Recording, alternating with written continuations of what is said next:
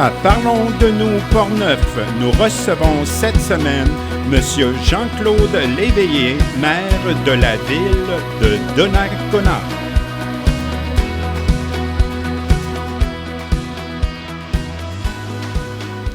Alors bonjour à tous. Je profite de l'occasion aujourd'hui qui m'est offerte pour parler du centre aquatique. Le centre aquatique, ça n'a pas été décidé sur un coin de table et écrit sur une napkin comme l'expression le dit souvent. Mais je vais plutôt, on va reculer dans le temps et puis on va aller à l'automne 2013. Le conseil municipal qui était en place à l'époque a décidé de créer un fonds pour éventuellement construire un centre, une infrastructure sportive.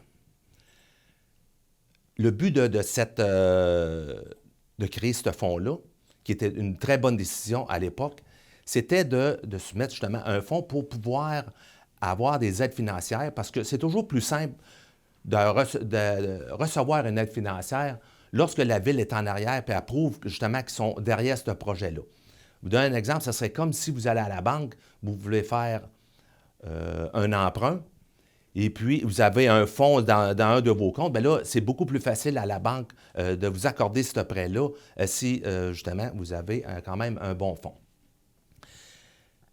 Ça réalisé, alors, c'est qu'en janvier 2016, une firme indépendante qui était engagée par la ville a décidé de faire un sondage auprès de la municipalité et auprès des citoyens. Et puis, plus de 82 % des personnes qui ont été sondées, ils voulaient avoir une infrastructure sportive. Sur ce 82 %, plus de 60 % de ce 82 %-là, eux, ils voulaient avoir une infrastructure en loisirs. Il y avait aussi, dans ce 60 % -là, c'était décidé qu'eux autres, ils voulaient avoir une piscine. Il y avait un 10 % qui voulait voir une deuxième patinoire, un 8 % pour un terrain de soccer intérieur, 2 % pour une autre salle de spectacle. Mais vraiment, la marge était vraiment très différente entre la première décision, ou la première position et la deuxième position. Tout ça conclu. Alors moi, j'arrive dans le décor en juin 2016 et le projet m'est présenté.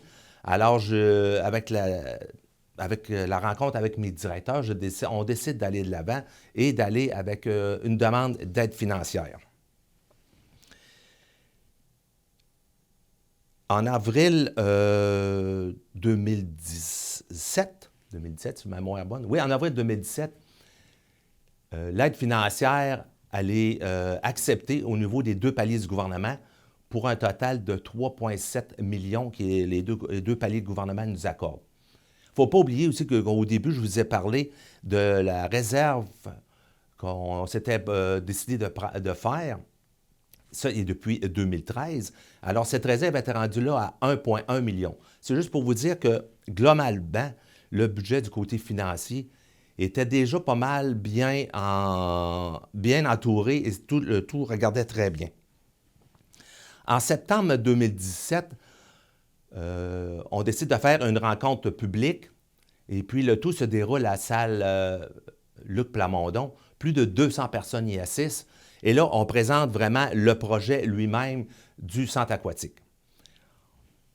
On répond aux questions et le tout va très bien. La séance et la rencontre se terminent très bien. Très bien. Alors, en mars 2018, nous concluons une entente avec le centre de services scolaires. La raison, c'est que le terrain appartenait au centre de services scolaires, celui qui était juste à côté de l'aréna. Alors, on conclut une entente avec eux sur ce côté-là.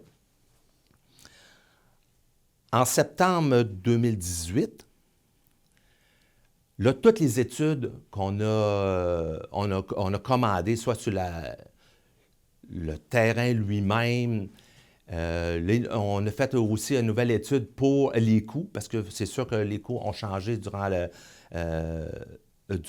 cette période de temps-là également. Là, on est rendu à l'automne 2019. C'est la pelletée de terre, le tout débute. À l'automne 2020, un an plus tard, malgré la pandémie, le centre aquatique est livré. Mais on ne pouvait pas ouvrir justement à cause de cette pandémie. Alors l'ouverture officielle se fait février 2021. Pratiquement un an jour pour jour, aujourd'hui, le centre aquatique est ouvert. Le centre aquatique lui-même, maintenant, on va parler du centre aquatique, on a passé à travers de l'histoire un peu. Maintenant, le centre aquatique lui-même est accessible pour les personnes à mobilité réduite et les personnes en fauteuil roulant partout dans le centre aquatique.